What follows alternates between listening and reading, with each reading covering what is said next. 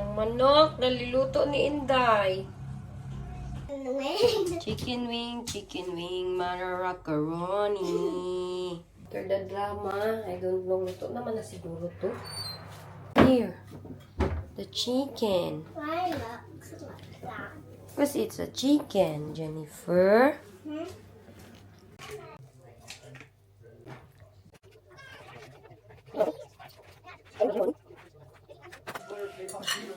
Kaon ka? Ang paa, oh. Happy. Kung man na, oy, don't disturb him kaya he's eating his food. One more chicken, Jack. Is it the path? Can we go here? Yeah, si Jack, oh, paborito. Dito kami, doon kami nag-park sa isang side. Kailangan namin pumunta dito kay mabibilhin kami. You have to go this side, anak, because look at the cars, it's too fast. Jenny, go this side. Be careful, okay? Wala tong kalo yung isa, oh. Wala pa tong tulog since 9 o'clock. No, 7 o'clock, 11 na. Wala na tulog. It's almost 12. Is it? Ladi, di ay na ako na-charge akong kuwan na. Dito na kami. Mayroon silang mga isda dito. Wala man ako sa mood kumain ng isda eh. Sobrang mahal din ng isda nila. What is that? Pancit Canton. Do you want Pancit Canton? Huh? Pancit Canton? Where's that? There. That Canton you like. Ansa ka diya, Jack? Yeah. So, you look after your brother, be.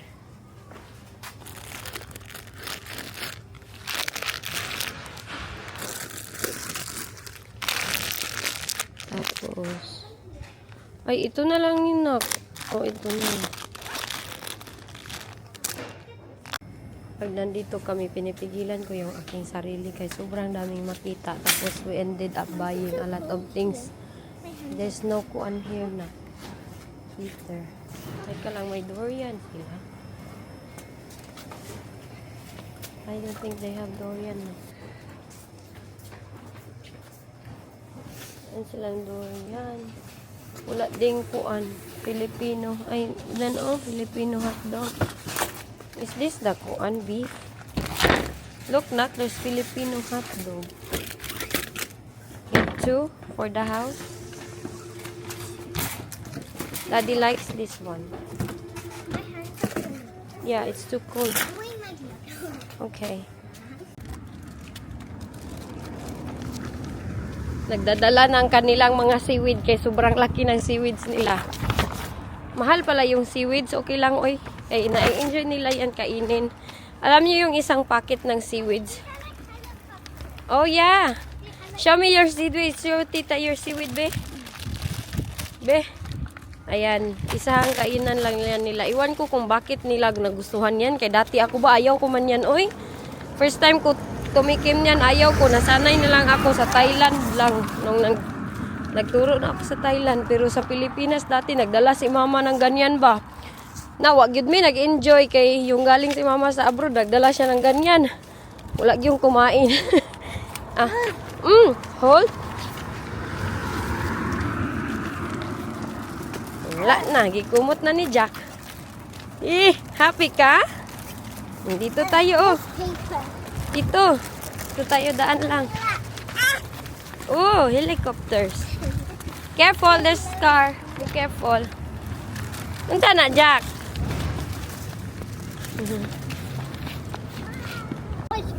Lobat manday nila.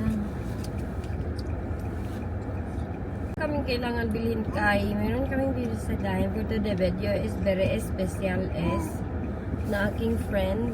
Magluluto kami doon sa kanilang bahay at mamimili ako ng beef kay magbulalo kami. Tapos magpansit kami doon. Hala, nagkuan si Jack na. Dito pala kami harapan sa hospital sa city ba. Dito na kami dumaan kay para diretsyo na doon sa aming pupuntahan. Did I swallow I hope merong bayabas. Kaya magdala ako ng crispy na bayabas. Kaya masarap ba yung magkain-kain. Tapos usap-usap sa Wait, did you friend. chew? Dito kami. Where should I put this? It's dirty. Just put it. No. Where should I put it? Put it there in the side lang. What?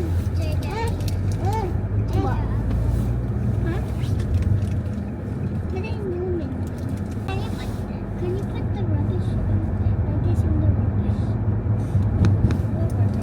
The rubbish on the floor. Dito sa syudad, kailangan mo intindihin kung saan ka papunta. Kaya pag mag-rolling ka, wala na. Once masayop ka sa yung lane, mahirap ka nang lumabas. So, kailangan mo memorize mo yung daanan mo. Okay, di kagaya sa Pilipinas ba, pwede lang tayo mag-ganon-ganon dito. Ayaw nila ng ganyan. Lalo na mag-shortcut ka, na mag-overtake ka. Ayaw nila ng mga ganyan-ganyan.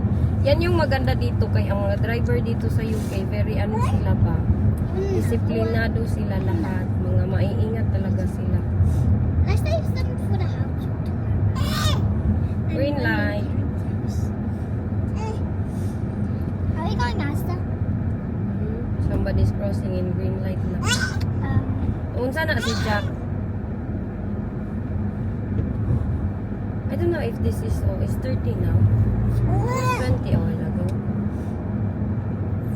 Load our bridge.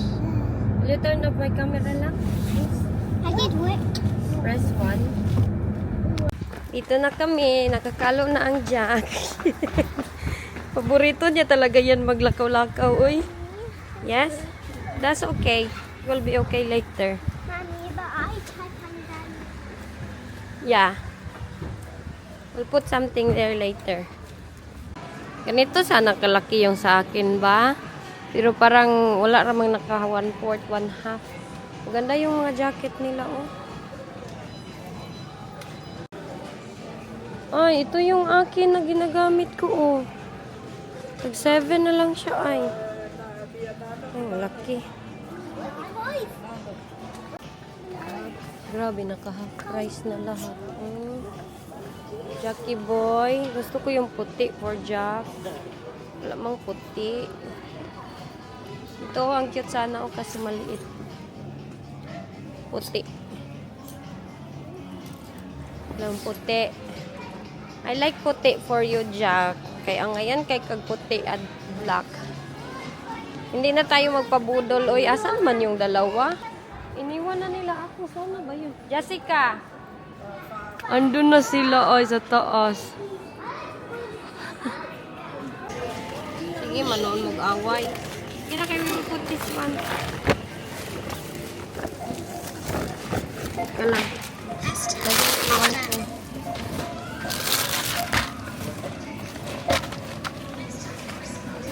There's dates lang, o dates. May dates ako. Pound lang to, tag 13 sa light mo. Let's go. Okay. Come along with Jackie boy. Ay, sorry. Sorry. No, like that kay it's dirty. Thank you. Oh,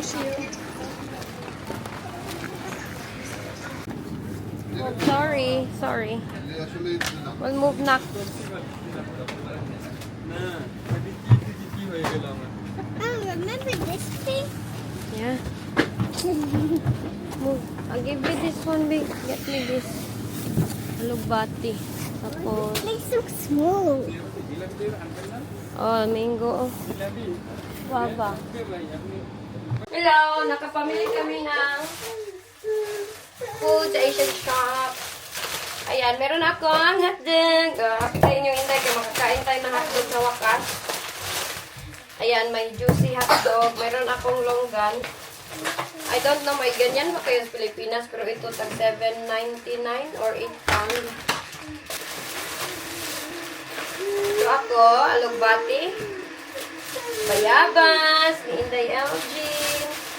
Padidiin ko na si Jack. Ayan. Ang kilo ng bayabas dito is tag £6. Kasi ito, mga kanton na ito at saging.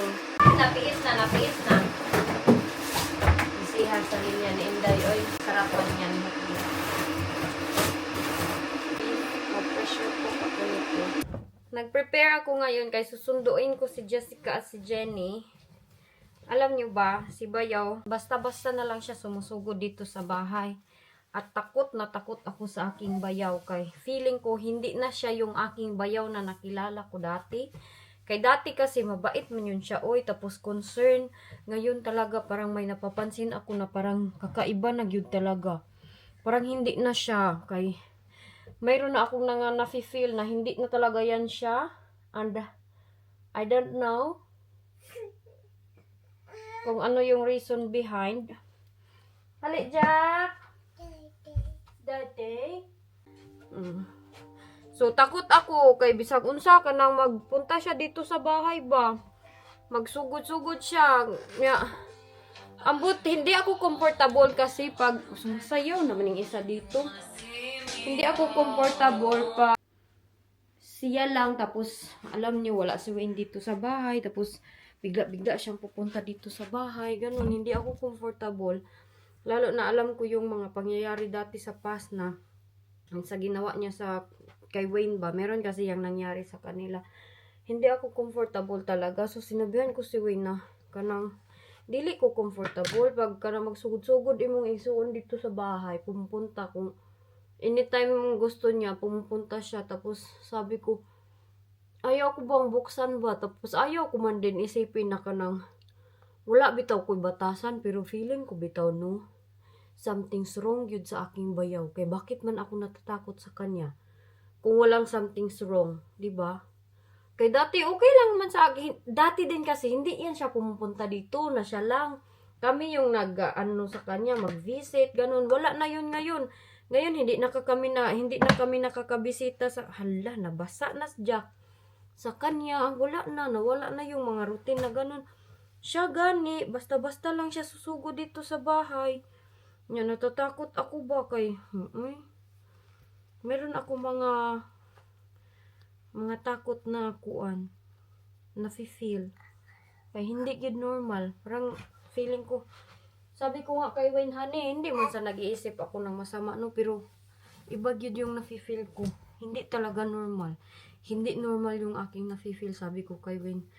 Nga, sabi ko dapat i-observe mo yung kapatid mo kay parang mayroong something yun talaga na may ginagawa siya na hindi natin alam or iwan ko, basta iba yung pakiramdam ko. Tara na, alis muna kami ni Jack. Kuan, sunduin namin yung mga ate ni Jack.